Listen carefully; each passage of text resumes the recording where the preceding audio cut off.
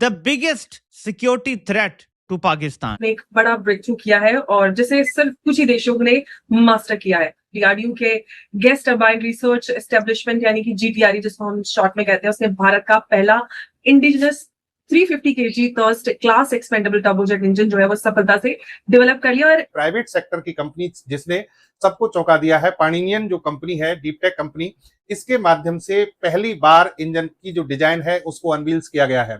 भारत की engine technology के क्षेत्र में या फिर मैं कहूं टर्बोफैन इंजन टेक्नोलॉजी के क्षेत्र में ये बहुत बड़ी उपलब्धि है। ये और अगर हम देखें तो पाकिस्तान का जो कर्ज है इस वक्त वो तकरीबन 82 ट्रिलियन रुपीस पे पहुंच गया है। एक इकॉनमी जो कि टोटल 127 ट्रिलियन की है उसमें 82 अरब का कर्ज बहुत ज्यादा। जेट इंजन की जिस मेटलर्जी और कोर टेक्नोलॉजी को वेस्टर्न कंट्रीज ने दुनिया का सबसे बड़ा रहस्य बना करके रखा हुआ था, उसका कोड भारत ने अचानक कैसे क्रैक कर लिया।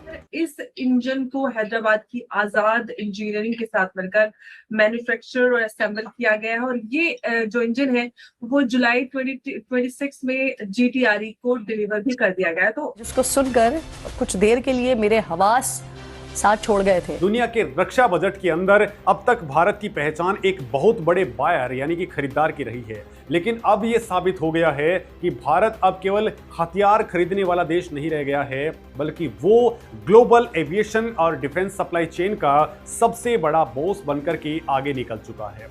दोस्तों, यहाँ पे एक बात बड़ी चल रही है कि जनाब ये पाकिस्तान ने बेसिकली 10 अरब डॉलर क्यों ले रहा है, ये मीडिएशन के पैसे ले रहे हैं पाकिस्तान।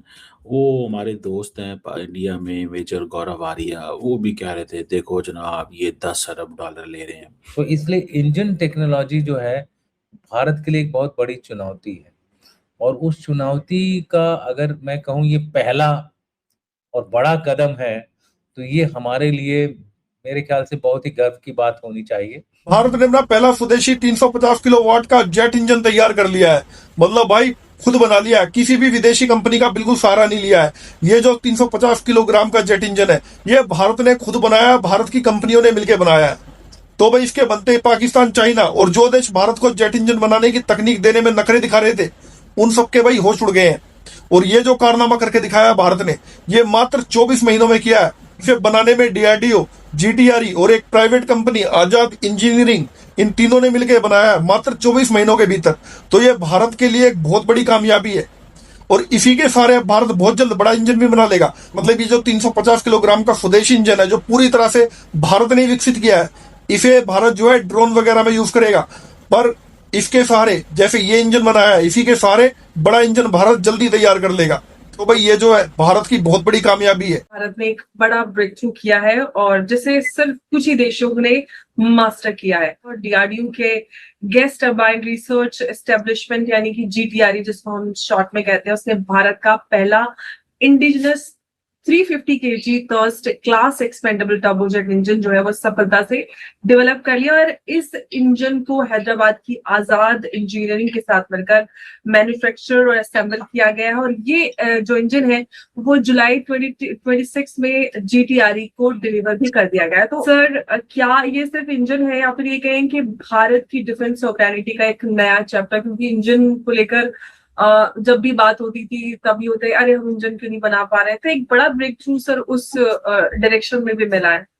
जैसा इंजन टेक्नोलॉजी जो है भारत के लिए एक बहुत बड़ी चुनौती है और उस चुनौती का अगर मैं कहूँ ये पहला और बड़ा कदम है तो ये हमारे लिए मेरे ख्याल से बहुत ही गर्व की बात होनी चाहिए। सबसे पहली चीज तो ये है कि ये उस सेक्टर में है जिस सेक्टर में खाली 5-6 देशों को ही भारत हासिल है। तो इट इज लाइक जैसे बोलते हैं ना हम न्यूक्लियर क्लब में आ गए, तो अब हम जेट इंजन क्लब में आ गए हैं। हालांकि कावेरी 1 के बाद ही हम लोग उस तरह के क्लब में आ गए थे, लेकिन वो जो था वो इतना न्यूटन, जैसे कि हमको 120 न्यूटन्स किलो न्यूटन्स का पावर चाहिए था, हमको मिला खाली 46 जो कि स्केलेबल टू 90 किलो न्यूटन टन तक था कावेरी 1 पे। इसलिए उस पर्टिकुलर इंजन को हम इस्तेमाल नहीं कर पाए, तो हमने अब उसको यूएई में इस्तेमाल करते हैं। यूएई जो मीडियम रेंज डिस्टेंस जाती हैं और दुश्मन के ऊपर हमला कर सकती है अनमैन्ड सिस्टम्स के लिए। तो ये जो अभी बनाया है ये पूरी तरह से इंडिजिनस है, यानी कि you can say that nearly 100% indigenous engine. Indigenous capability होने की वजह से हमें किसी और के ऊपर इस पर निर्भर नहीं होना पड़ेगा और लड़ाई के दौरान इसकी सप्लाई अनलिमिटेड रहेगी जब तक ऑफ कोर्स हमारे पास मटेरियल वगैरह है। तो ये एक बहुत बड़ी एडवांटेज है। तीसरा चीज जो इसके एडवांटेज ये है कि ये जो हमने टेक्नोलॉजी इवॉल्व करी है, ये टेक्नोलॉजी एक स्टेपिंग स्टोन है, यानी कि पहला कदम है मेन 120 किलो न्यूटन, और उसके बाद हमारा प्लान है 140 टू 150 किलो न्यूटन तक के इंजन बनाने का। उसमें एक लर्निंग एक्सपीरियंस होगा। तो ये कह लीजिए कि एक पहली सीढ़ी को हमने जल्द क्रॉस किया है। राजनाथ सिंह का कुछ असर पड़ रहा है, असर दिख रहा है। 2026 के अंत तक हमको जो जेट इंजन हैं, एक एमका के लिए और एक इंजन के लिए ही खाली, दोनों ट्रैक पर हम लोग बिड्स मांगे हैं और मुझे लगता है कि एंड ऑफ 2026 एमका जो है एयरफोर्स के अंदर इंडक्ट होना शुरू हो जाएगा।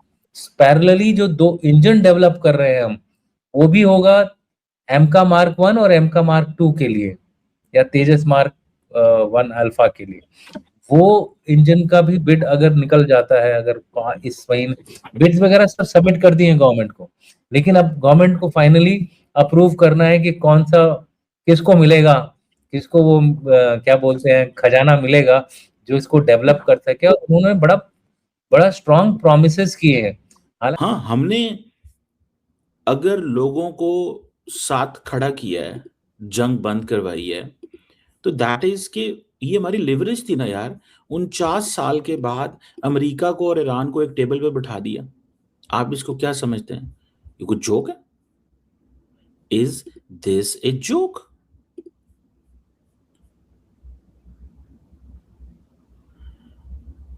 मुझे, जिसे वो कहते हैं ना, ये चीज पता नहीं क्यों लोगों को समझ नहीं आती यार। और जी वो 10 अरब जो डॉलर मांग रहा है, जैसे वो, अच्छा हमारे दोस्तों को इंडिया में तो एक ही पंजाबी के अंदर वो ठट्ठा करना है। अच्छा हमारा वो तो नहीं होता कि हमने उसको तो नहीं देखना कि वो क्या सोच रहे हैं। हमने तो देखना है ये जो मैक्रो इकोनॉमिक स्टेबिलिटी पाकिस्तान में आएगी, उससे हम रेलिवेंट होंगे, हम इंडिया का मुकाबला कर पाएंगे। क्योंकि इंडिया हर कुछ अरसे बाद पाकिस्तान पे मतलब हमले कर देता है यार। उसका जब दिल करता कहता था मैं तो छड्डना ही नहीं, मैं छड्डांगे नहीं, मैं फाड़ लेना थानू। तो मुझे बताएं अब जब इस तरह की सिचुएशन हो तो हम क्या करें? तो ये जो ईरान की जंग है, Pakistan one the war in Iran, ना अमेरिका ने जीती ना ईरान ने जीती है, ये बात सच है। हमारा जो रास्ता है, now that is we got a new path, हमें एक नया रास्ता मिला है।